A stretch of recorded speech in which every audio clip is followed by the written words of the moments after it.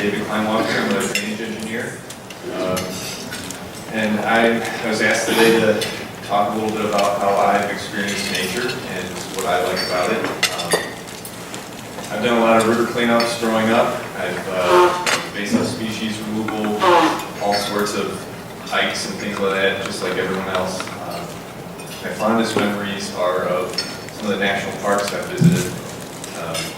When I was in college, I went out west camping. It was a camping trip with a couple friends, and we had a really good time. We saw the Grand Tetons, and we went to Yellowstone, and one night we pitched our tents down by the river on an embankment, and we were woken up in the morning, very, very early morning, still blackout, to the splashing sound in the river, and we were scared at first. It was almost like, what's going to happen? Are we going to get eaten?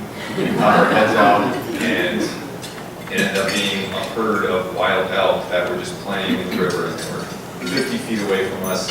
The only way we could see them was kind of the reflection of the moonlight on the water.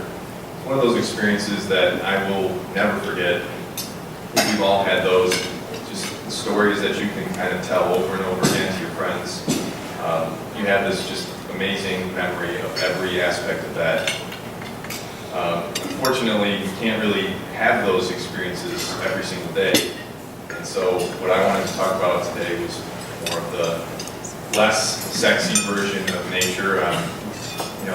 You might say that this trip out west of mine was the World Series of nature, but I live in the city of Chicago, and I don't really get to do that. I have responsibilities. I plan to go out there again someday, but it's already been 5 years since I do something like that. And,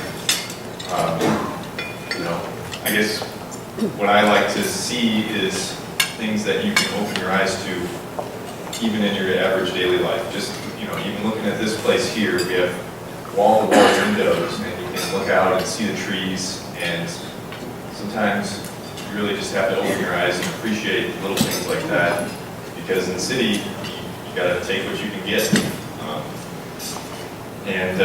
I was actually really shocked. I was in Paris a few days ago, and in the middle of the airport, first we walked by and we see there was snowy owls actually in the field of the airport, which is amazing. And then as we're walking by, I go to the bathroom, and there's green walls all lined in the men's bathroom, so it's living moss. And that's one of those things you just really, one of the last places you'd expect to see something like that. But you know what, you have to appreciate it. It's no elk in a river, but it's one of those things that's not even nature per se, but it's kind of just an inkling of a reminder, more or less, of, hey, we can really incorporate nature into our lives anywhere. It doesn't have to be some grand trip of yours. A lot of us, we can't really describe what that nature is, and we bring plants and things like that in our homes. I studied architecture in college, and architects for centuries have been struggling to kind of figure out how to capture that feeling of magic and awe and splendor that we get in nature. We have the Gothic cathedrals where they had these large columns, and the columns were supposed to look like the trunks of the trees. You're walking into this enchanted forest as you go into this Gothic cathedral, and so that hopefully plays a little bit into why that's a really special place. The invention of the window, it's something that you can look out and see the beauty, but you can also be protected from the elements. Everything like that has some kind of very deep, immense impact on us. And those are the kind of things that I think I'm going to talk about. It's the smallest thing of just a skylight in a house. I don't have one in my house, but I'm almost motivated anytime I see one in someone else's that I have to look up. Because if you're in this house where you feel it's a completely artificial environment, and then you look up and you see this white puffy cloud right above your head, it's kind of this instant connection right back. You don't feel like you're outside, but you're back to nature. You have, it's just this connection that you can't really describe. And so, little things like that. The skylight is just, when I'm at home and since I can't enjoy my skylights, I have to enjoy it another way. I go out on my patio, and just having a fresh breeze is something really, really nice, and it's the same thing. It's a connection. Bringing plants into my house. Most of us are familiar with the Conservation at Home program, where they encourage residential owners to more or less bring nature to them.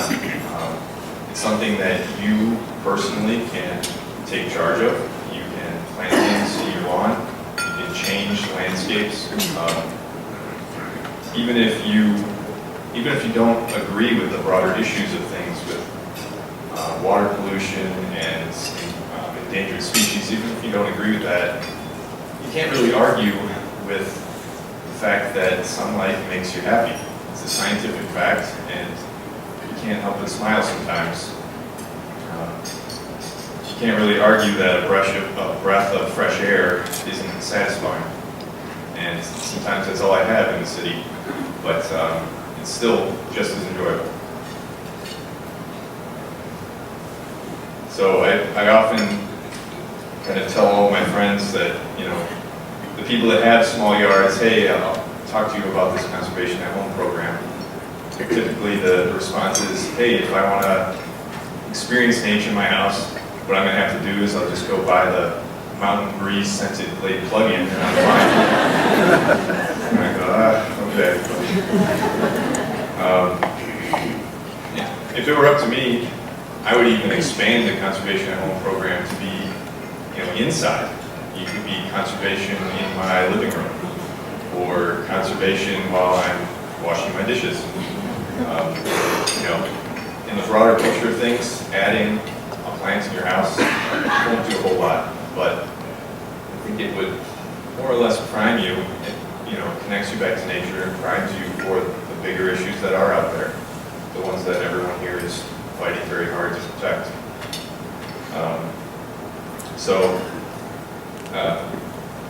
Another thing that I do, I've experienced nature is roads, and that sounds really boring as well. But I have this very lasting memory of when I went to Savannah, Georgia, and they have very dense trees planted on either side of the roadway, and the canopy arches over the road, and you are just kind of encased in this almost a tunnel of foliage as you're driving down the road. And what's to stop us from doing that here? We have different tree species, certainly, but it's kind of just changing the way you think about here. Maybe people just think that it's a very functional object, but it could be something more. It could be an experience. It could be magical for certain people.